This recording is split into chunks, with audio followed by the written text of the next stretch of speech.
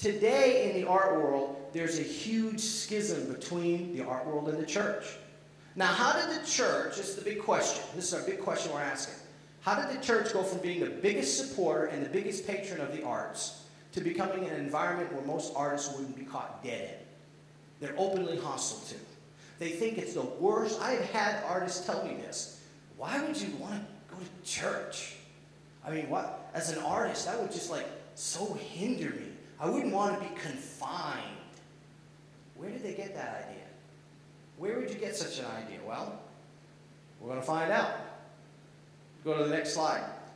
Most real artists see the church as this. We're going to do a little comparison. Most real artists see the church as closed-minded, outdated, uneducated, backward, bigoted, radical fascist, intolerant, and unenlightened. A hindrance to artistic expression.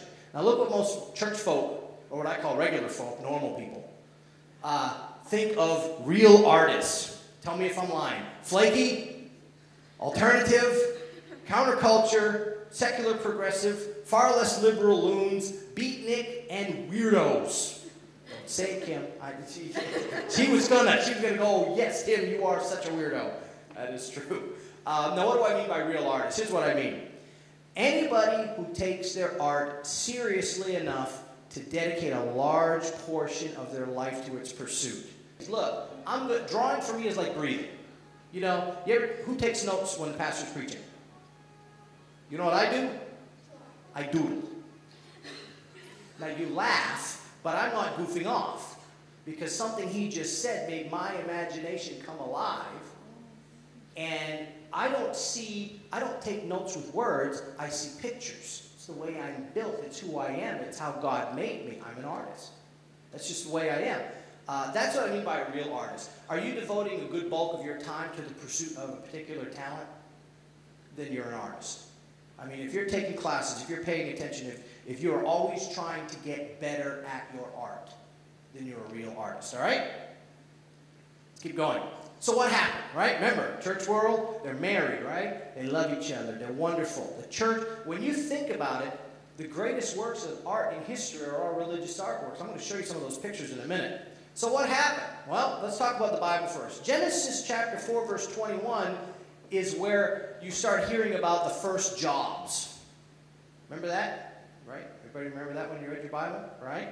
I'm getting blank stares, Cam. It's all right. In Genesis chapter 4, the artist is one of the first jobs. It's named right next to agriculture and industry. Artist. Okay? There are countless scriptures throughout the Bible. Matter of fact, in the building of the temple, you know, the temple, Solomon built the temple, every single type of visual art and musical art is in the temple. Every single type of art, from tapestries to mosaics to paintings to murals to sculpture, every type of visual art there is in the temple of God. It's also in the tabernacle that Moses built. Okay? The Ark of the Covenant. All these things, art was a big part. So, here's what happened. You want to know where the divorce happened. Everybody wants to know when the divorce. I think this is like a soap opera for you. Okay? Let me ask you a question. Why is art history important? Have you ever thought about that? Like, Tim, this is getting boring. It's not, and I'll tell you why. Why is art history important? Who Facebooks? Raise your hand if you Facebook. What's your favorite part about Facebook? The pictures. You want to know why? Because pictures show you what happened. I can tell you all about the trip to the beach, or you can look at the pictures. Right? See, the pictures, you know, I can tell you this story. When I was in high school, this is what I looked like. I was 128 pounds, 6 foot tall, and had a giant afro. Okay? Now watch, I'm going to paint you a word picture. I look like a dandelion with glasses. Stick with it. All right? Big 80s glasses. Yeah. Okay? Now, if I showed you a photo of me, don't worry, I don't have one. If I showed you a photo of me, you would go, wow. Right? Yeah, I need to get that picture, you know? Right? On my PowerPoint. But the point is this. If you see the picture, I don't even have to describe it to you. You'll just start laughing, you know? Because it wasn't pretty, you know? But when you see it, yeah, wise guy. Wah, wah, wah. So, I'm going to get you, Bobby. When you see it, you get to see more than just what you hear. See, the Bible can tell you what the Ark of the Covenant looked like. Art history can show you what it looked like.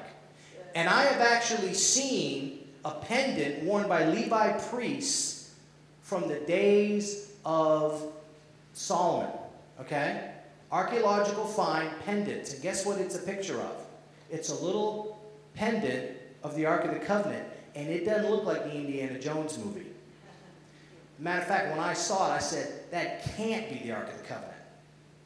It was the Ark of the Covenant. It didn't look anything like what we envision the Ark of the Covenant to look like. It didn't look at all like you would think. When you see really, really old mosaics of cherubims and seraphims, you know, when we think cherubs, you think Michelangelo's little babies with the diapers and wings, right? Go to the oldest pictures and the Bible, and you see these ferocious lion creatures with wings and 4 heads guarding the throne of God. And you're like, that's a cherubim? That's kind of scary.